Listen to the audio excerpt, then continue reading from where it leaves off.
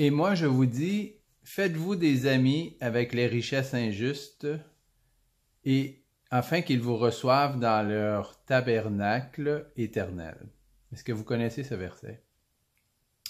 C'est dans Luc 16, 9. Luc 16, 9. Et beaucoup sont perplexes quand ils lisent quelque chose comme ça. Je vais vous mettre en contexte. Ça fait suite à la parabole de Jésus sur l'intendant infidèle, ou l'intendant, l'économe infidèle, ou l'économe incompétent.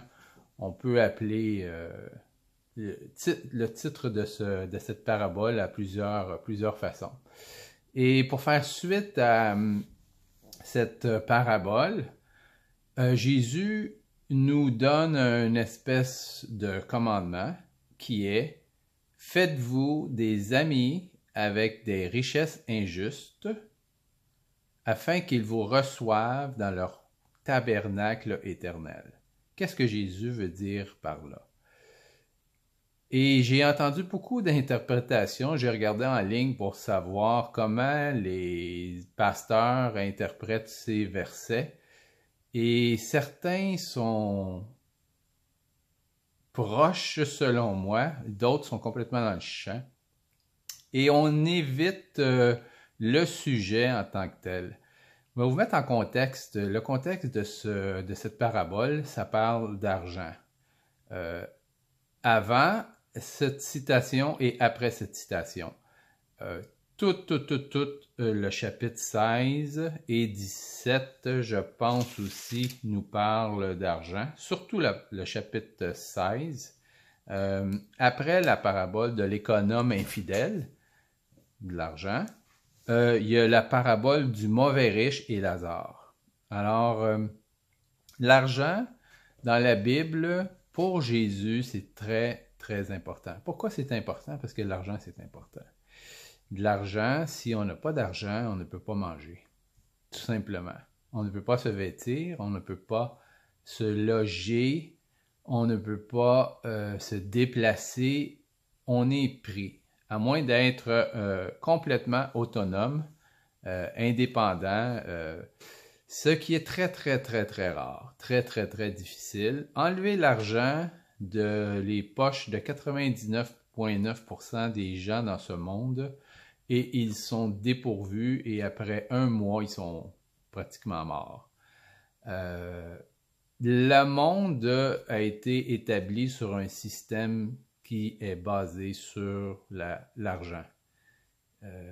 On ne peut pas s'en défaire, on ne peut pas passer à côté. L'argent, c'est pas un luxe, l'argent, c'est une nécessité. Tout le monde sait ça. Alors ici, Jésus nous dit des choses qui sont peut-être difficiles à comprendre, mais quand on regarde dans le contexte global et de la Bible, on peut comprendre très bien ce que Jésus veut dire ici. Faites-vous des amis avec les richesses injustes. D'abord, on va établir qu'est-ce que des richesses injustes. Qu'est-ce que Jésus voulait dire par des richesses injustes? Est-ce qu'il voulait dire de l'argent illégal? Est-ce que Jésus nous incite à faire des choses illégales? Est-ce qu'il nous parle d'aller voler une banque comme Robin des Bois, volait les riches et donnait aux pauvres? Est-ce que c'est ça que Jésus parle par « Faites-vous des amis avec les richesses injustes » ? Bien sûr que non. Jésus ne nous demanderait jamais de faire quelque chose, d'aller voler, d'aller frauder, d'aller arnaquer qui que ce soit pour se faire des amis, prendre de l'argent d'un illégalement pour en donner à un autre. C'est complètement absurde. Complètement absurde. Jésus ne nous appelle pas à faire ça. Donc, qu'est-ce que les richesses injustes?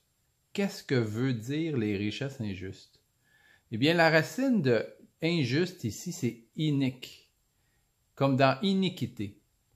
Donc, on peut traduire les richesses injustes par des richesses d'iniquité. Et on peut comprendre que Le monde dans lequel on vit, on vit dans un monde d'iniquité, un monde d'injustice, un monde où la richesse est répandue de façon complètement injuste. Si vous êtes né dans un pays occidental, 100 $ pour vous, c'est pas grand-chose.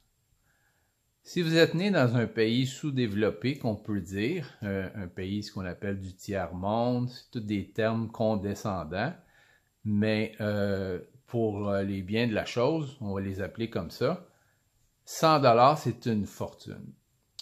Et c'est parce que la répartition des richesses, elle est complètement injuste. Si vous êtes né en Arabie Saoudite, exemple, puis que vos parents sont propriétaires de puits de pétrole, et que l'argent vous sort par les oreilles, pour vous, 100 $, c'est rien, c'est des miettes de pain. Vous pouvez vous payer des Lamborghini plaqués or, puis c'est pas un problème pour vous. Pour d'autres qui sont nés dans des pays pauvres, entre guillemets, parce que dans mon livre à moi, il n'y a aucun pays pauvre. Tous les pays resserrent des richesses inouïes, sauf qu'ils sont exploités par des gens inscrupuleux et qui laissent des populations locales appauvries, et aussi à cause des guerres. Parce que, comme vous savez, l'Afrique est le continent le plus riche au monde. Peut-être que vous ne le savez pas, mais l'Afrique, entre autres, est le continent le plus riche au monde. Il resserre plus de pétrole, d'or, de diamants, de minéraux précieux que n'importe quel continent. Et c'est pour ça qu'il est exploité comme il est et que, entre autres, des compagnies minières canadiennes sont établies, très bien établies en Afrique et exploitent les ressources naturelles de ce pays. Et il y a beaucoup d'autres facteurs qui font que les populations de l'Afrique ne sont pas riches en général. Il n'y a qu'une petite minorité, mais que la grande masse des populations ne sont pas riches. Donc, ce qui arrive, c'est que c'est ça. On a un pays riche avec des populations pauvres. C'est injuste. C'est injuste. Haïti, par exemple, c'était le département français à l'époque le plus riche. Et de l'Haïti, la France retirait 25% de son produit intérieur brut dans les années 1700. À cause de quoi? L'or. Il y avait de l'or en Haïti, il y a de la canne à sucre, il y avait une exploitation de café, de coton, et était extrêmement lucratif pour la France. Comment se fait que l'Haïti aujourd'hui, c'est si pauvre? C'est injuste, parce qu'ils l'ont plomé. Et ils ont exploité tout ce qu'il y avait à exploiter. Ils l'ont laissé à demi-nu. Donc, je ne sais pas si vous commencez à saisir que l'argent de ce monde, c'est ce que Jésus voulait dire par des richesses injustes. Tout l'argent qui est en circulation dans ce monde, c'est des richesses injustes. Parce qu'ils sont le produit de l'iniquité, de la répartition injuste. Un ouvrier qui travaille dans un champ pendant 12 heures de temps, qui fait 1 $ par jour, c'est injuste. Versus un banquier qui est assis en arrière de son bureau et qui pitonne 2-3 chiffres, qui fait 2-3 téléphones, puis qui fait 100 000 $, c'est injuste. C'est toute la répartition de la richesse, elle est injuste. Alors, on ne peut pas arrêter cette injustice dans ce monde. Sauf qu'on peut pallier à l'injustice, à notre mesure, à notre façon. Et voici ce que Jésus nous dit ici. Faites-vous des amis avec les richesses injustes. Donc, l'argent que nous possédons, si nous sommes assez fortunés pour avoir un excédent, si nous avons assez pour manger, pour boire, pour se vêtir, c'est quoi que Dieu s'attend de nous? Est-ce qu'il s'attend à ce qu'on accumule de plus en plus de richesses dans ce monde?